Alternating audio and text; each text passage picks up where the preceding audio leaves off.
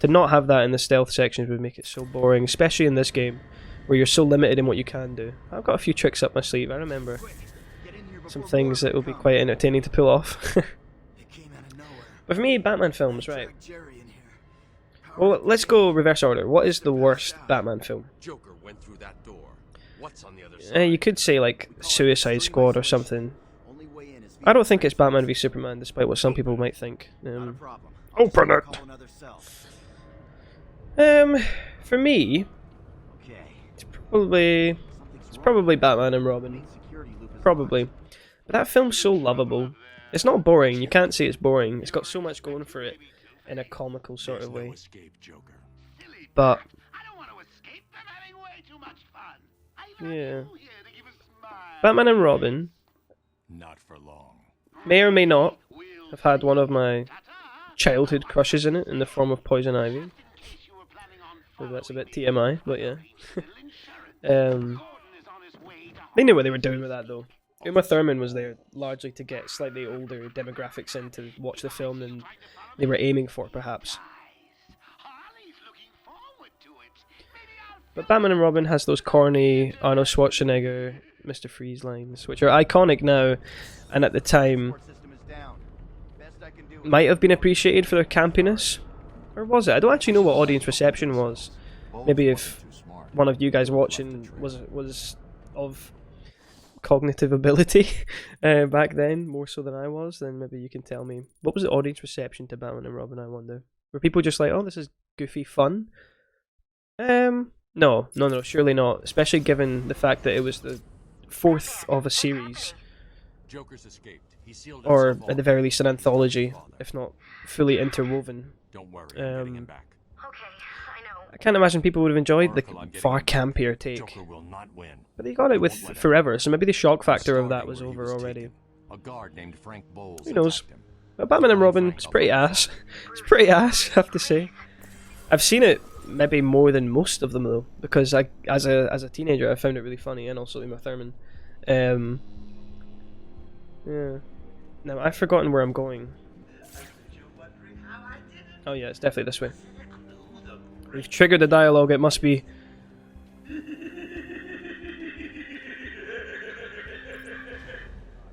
Oh, me and Frankie go way back. I got him out of a spot of Why hello.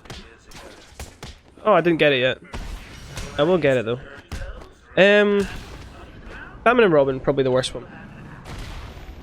Second worst one?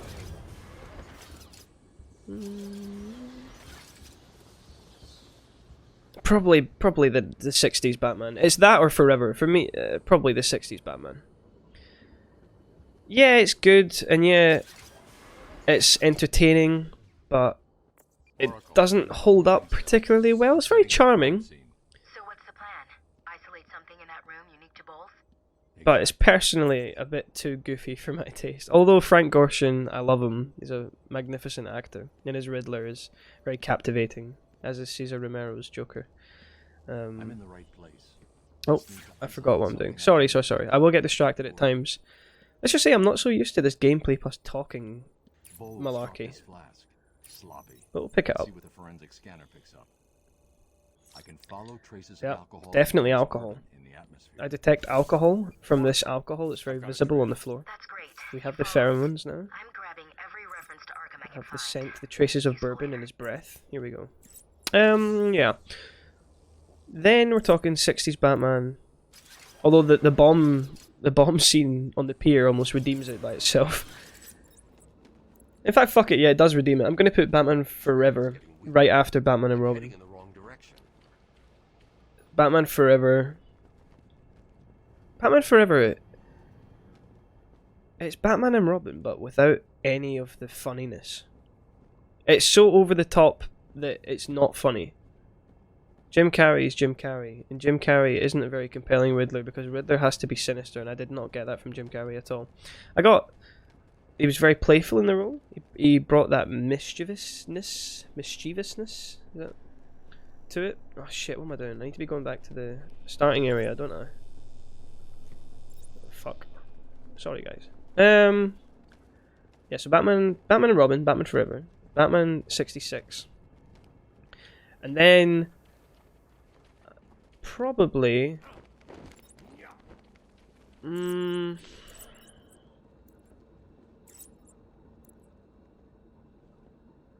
Batman v Superman goes in then, I think. Batman v Superman isn't a horrible film by any stretch of the imagination, by any means. But it's hardly a great film. It's filled with lofty shit, poetic nonsense that doesn't belong in a comic book film. Now, that your mileage may vary on that. Perhaps you like that more ambitious take. Maybe you like it to transcend the demographics for which the genre exists. But for me, I think, come on, man. At least have something that's slightly light in your film. Even The Dark Knight has some levity.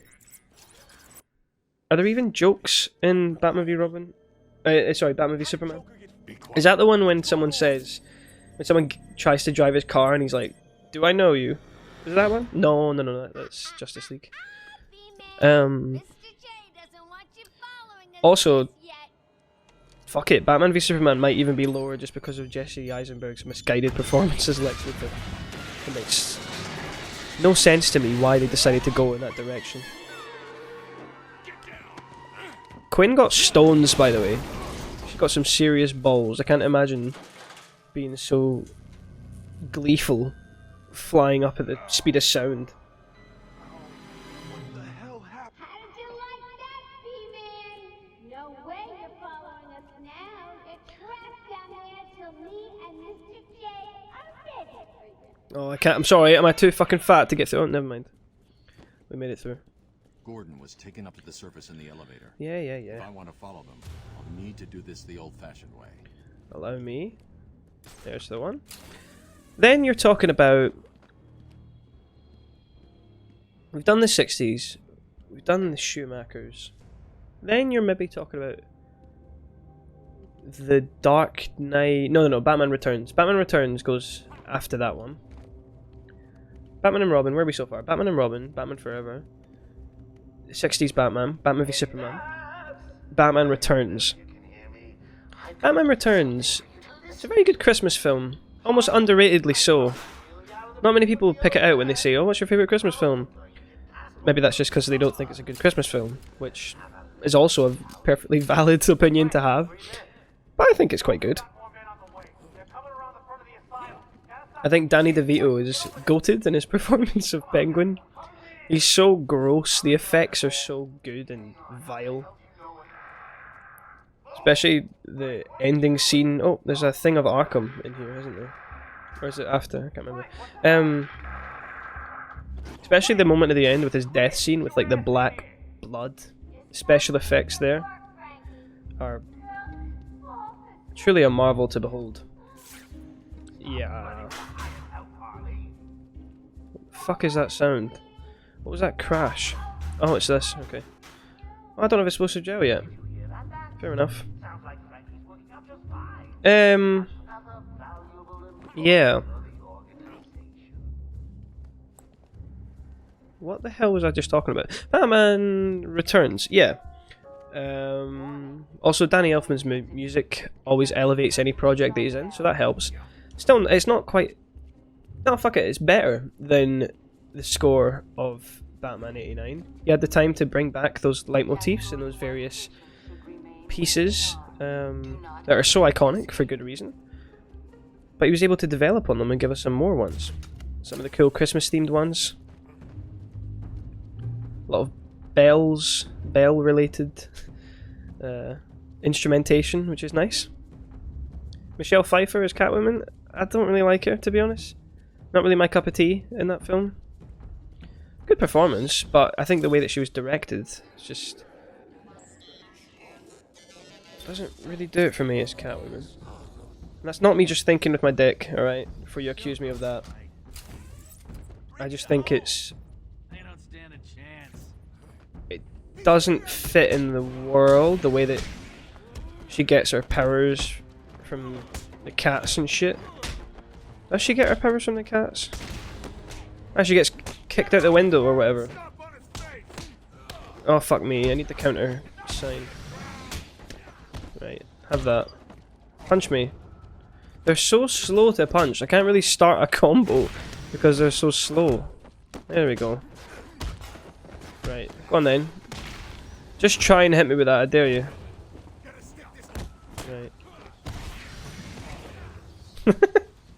Oh, I certainly don't look like I'm a seasoned veteran at this game, do I? Promise I am. It's just been a long time since I didn't play with combat as fluid as Arkham Knights, for example. Batman, how's it going? Any sign of Dad?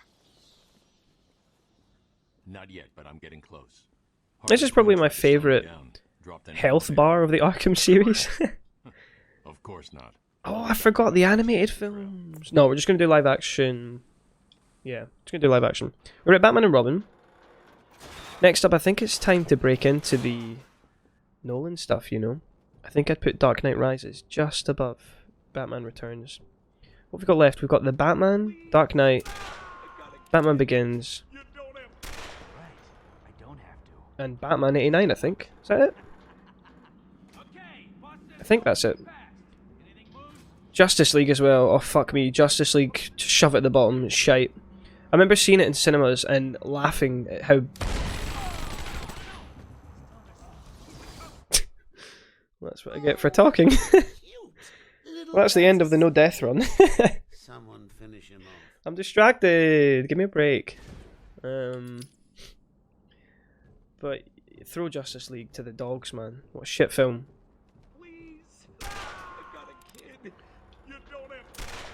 It might surprise you to know, I didn't actually see Zack Snyder's Justice League.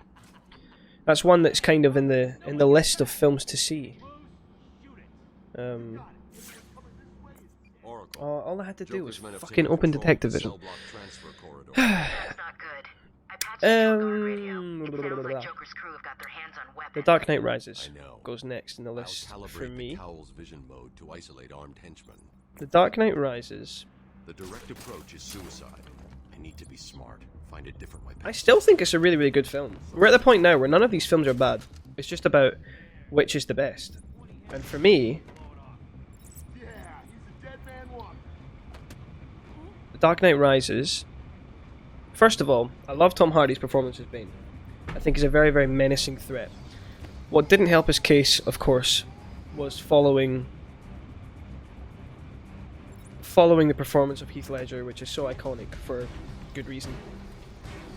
I don't really need to talk too much about Heath Ledger's performance. It's been done to death. I will obviously give him his due and stuff, but I feel like a lot's been said that I couldn't really add much to the discourse where that's concerned. I think Tom Hardy's Bane is very, very good. I like the fact that we've got like a grouchier, older, past his prime Batman as well. Those stories are always really interesting. Do I find it believable that he regains his power in such a fast time and is able to then face Bane? Because he puts up a fucking good fight against Bane, despite being out of practice for like 8 years and having no knee cartilage or whatever. But then, what's even more unbelievable to me is how quickly he fixes his spine, his shattered spine. When he goes to face Bane again. It's only like a few months after his spine was broken, I think. There's a lot of great poetic stuff in The Dark Knight Rises. I just said, I know that I need a bit more than that lofty imagery. But I think The Dark Knight Rises does it very well. In Gotham is ashes, you have my permission to die, and stuff like that. It's iconic lines. Really well written script, but you expect nothing less from a Nolan film. Even if the storyboard is a little bit all over the place. Everything else is on point. How's the action in The Dark Knight Rises? The rooftop scene with... Is there just him left? Is the stealth this easy in this game? Instantly gets seen. Wait, there's another garrison that come in now, I think. I've never even caught that film. That line. Yeah. Dark Knight Rises. Very good film. But not as good, in my opinion, as Batman 89, which is what I'll probably put next. Batman 89 is made... It's made by the personalized relationship, the personal stakes between Batman and Jack Nicholson's Joker. A lot of people didn't really like the fact that it was made that Joker was the one to kill Bruce's parents, not Joe Chill. But I like it. Adds a bit of depth to the relationship. Perhaps you could say they don't need that depth though, because they establish it as they go.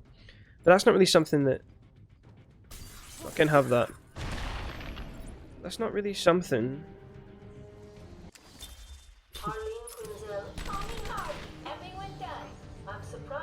Fucking move. I've always had a thing for extreme personalities. You can't deny there's an element of glamour to these super criminals. I need to fucking shut up here, I'm gonna die. In the first stealth mission of the game. I'm sure I'll be fine, Doctor. I really like the fact that they established that relationship. Because it gives Bruce that chance to take out his vengeance on Joker later on when he punches him brutally in the face and knocks out 10 of his teeth and ultimately ties him to the rooftop to a gargoyle from a church tower and then ultimately murders him.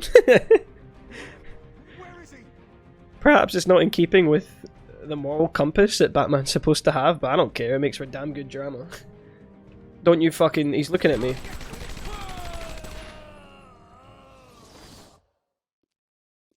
Bye-bye, Bats. Mwah! I thought they couldn't do that in this game. I thought they didn't establish them being able to see you on gargoyles until the sequel. Okay, new challenge. Instead of a deathless run, it's going to be an under 3 deaths run. Starting now, okay? Starting now. Fuck's sake, man. Embarrassing.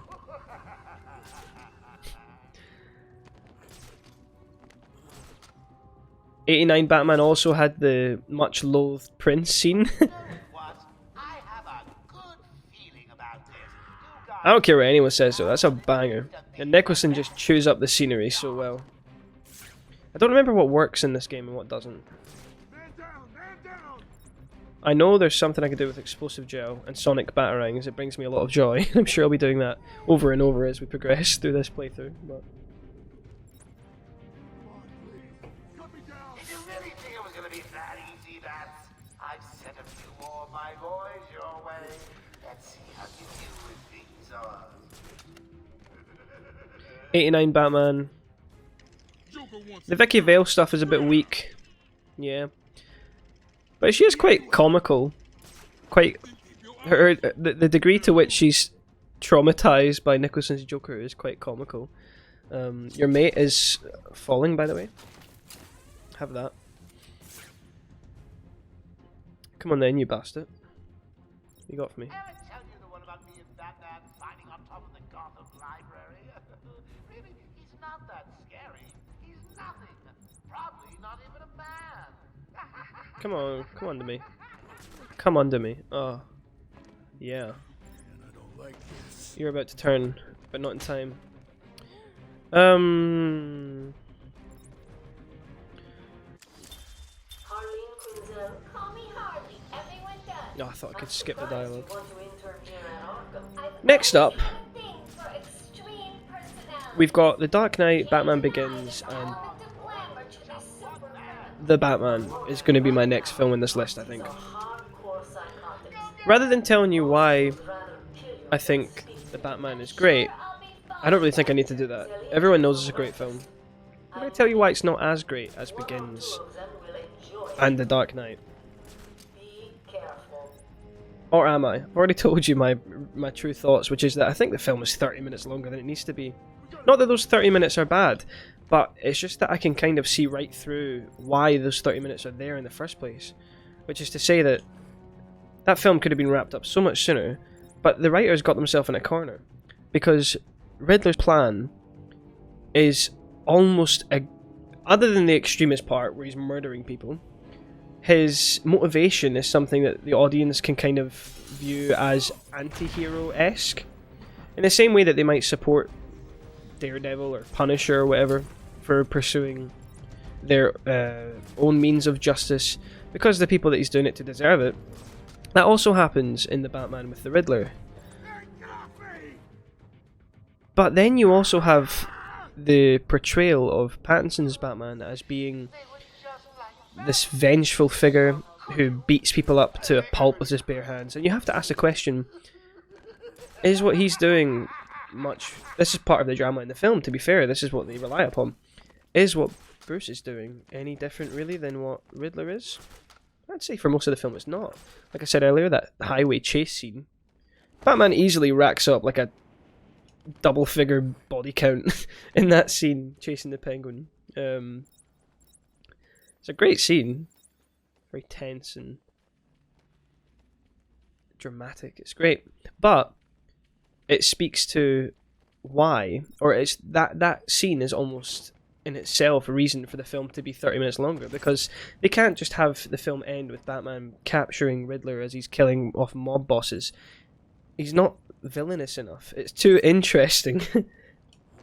People can't root for Batman if you're going to have people after the film saying, oh, Riddler was right, Batman's no better than Riddler. So they had to have an extra 30 minutes tied onto the end where Riddler basically becomes a fucking serial killer. Not even a serial killer, but like a motiveless killer.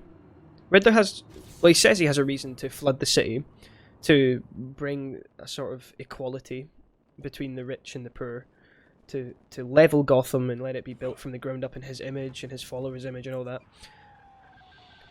But, speak of the devil, by the way, I really don't like the Riddler in these games, I have to say.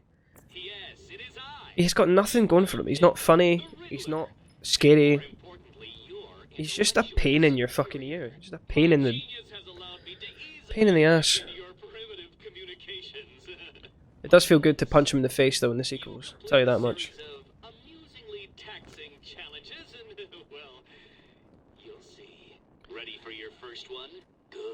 Don't cut yourself on this sharp portrait. Sharply observed portrait. Found it. What do you mean? Thanks. So you did it. Well done.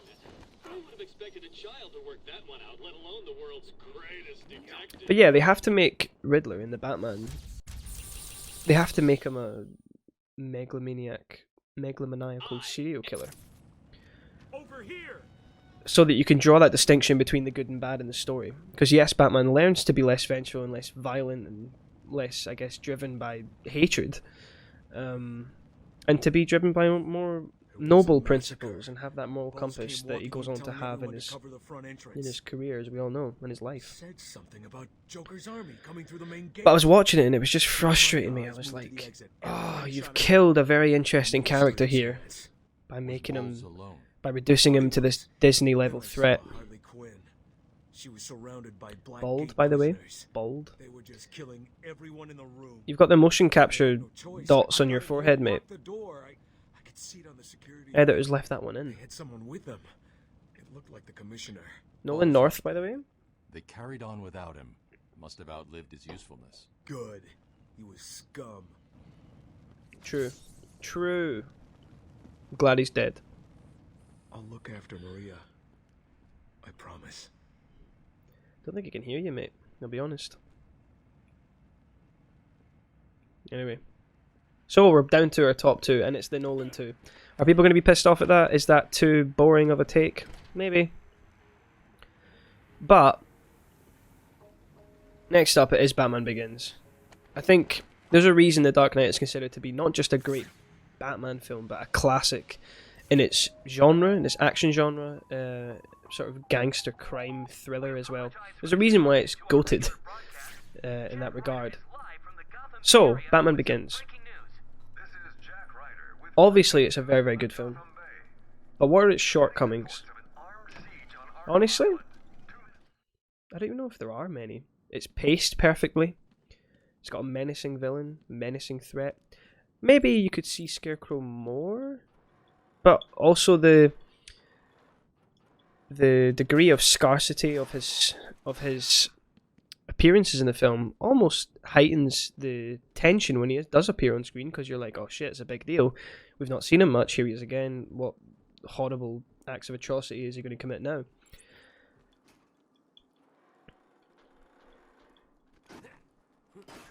The gangster stuff in it is very interesting. The Falcone versus Maroni stuff is very interesting. Is it Maroni or is it just Falcone? Is Maroni in the... Maroni's in the Dark Knight. Maybe he's not mentioned in Batman Begins. Can't remember. Hold on. Let's see this in all its remastered glory. Oh, look at those pixels. Look how green. Look how green it is. Wow.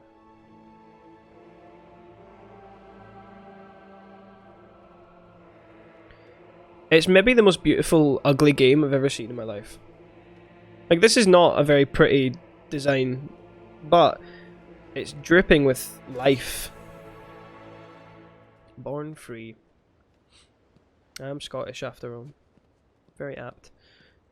And you can't glide properly in this game, you can just float.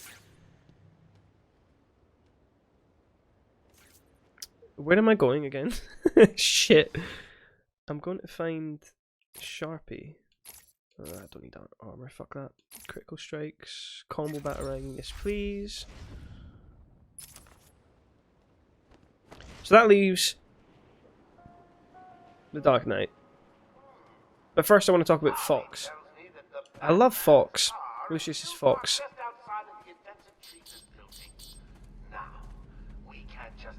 Lucius Fox in all three of those films is a delight. Morgan Freeman is truly an excellent actor, and his presence in that trilogy is certainly beneficial to the trilogy's longevity and to its legacy. Still got Gordon with her. He could get hurt. Okay, done. The Batmobile is still parked up outside the intensive treatment building in Arkham. Hold on, they're destroying my car. They're towing my car. I've marked key locations like This cannot be allowed. We have to go and beat up the removal men. Oh, see, look, muscle memory. I knew where I was going.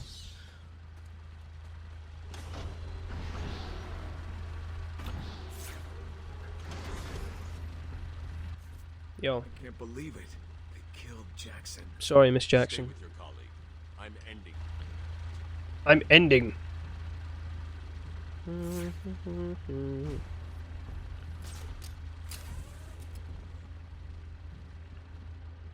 Well, hello.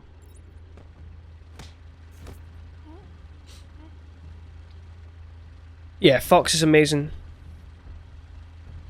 But the real separating factor between Begins and The Dark Knight, as cliche as it is to say, it is Heath Ledger's performance. It is the Joker, the character of the Joker, the interesting duopoly of the two characters, the antagonist and the protagonist, and Joker and Batman respectively. The relationship that's developed from their first meeting to the last, where he finally apprehends Joker. Joker says, unstoppable force, meeting an immovable object. This is what happens.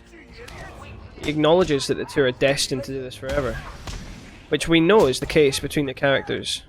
I am not ready for this. I need to shut the fuck up and actually focus on the game. Jesus, I'm shit! Right. Excuse me, let me just beat some cunts up. Let me get fucking... No. Don't let him hit you, you idiot.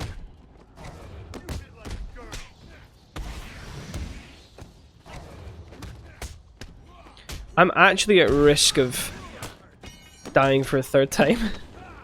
This cannot happen. That was close. Who's left? Come on then. Yes! We defeated our first group of over three thugs. Whew. Explosive gel in the trunk of the Batmobile. Yes, the duopoly of the two characters and the way that they're so different and yet so alike. They complete each other, two sides of the same coin, ironically, which is also, or not ironically, but which is apt considering that Two-Face is also a huge part in this film. To search the area around the Batmobile. And I remember the Dark Knight has a similar issue. Is it an issue? The pacing in The Dark Knight is phenomenal. I have no issues with that. But I do remember seeing it and thinking, this film's... it's wrapping up soon. Then it doesn't. It just goes on for another 30 minutes, like The Batman. But the difference is, it feels like an extra chapter in the film which is earned.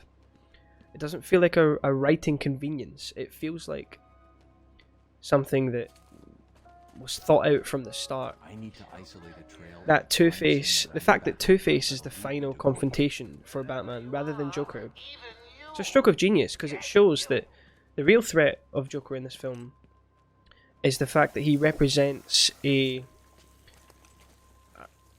almost... sorry, I pressed the wrong button. He represents a sickness of mind that can spread, and that does spread. He corrupts Two-Face, and so it's his legacy that Batman faces off against as the final encounter of the film, not Batman versus Joker. Because in physical form, Joker is nothing really for Batman to worry about. He's hardly going to beat him in combat, but his real danger is what he can leave behind. The chaos that he can represent for the people around Batman, Batman's loved ones. Because, sure, he might not have known Dent 2 personally, but the two respect each other. They had a kind of kinship or brotherhood of sorts. And Joker just comes along, notices the fact that they stand for the same things, and says to Batman, well look, I'm going to corrupt the greatest thing that your side can be represented by, your White Knight. And I'm going to laugh at you while I'm doing it because I'm a maniacal, sick bastard. It's just so good, man. It's such a complex film. There are so many layers, and I think it's fully earned its respect in popular culture. It's not... it's becoming perhaps overly in vogue for people to say that The Dark Knight being the best film is just like a level 1 take. Look, there's a reason. Didn't just come from Chinese whispers. It's earned that legacy. So respect it as such. I need the BY combo. Jesus. That was going so well until I just knocked out 3 thugs with 1 punch. Ah, fuck. It was going so well. There you go, you'll never walk again, thank you. Shouldn't have been standing there, prick.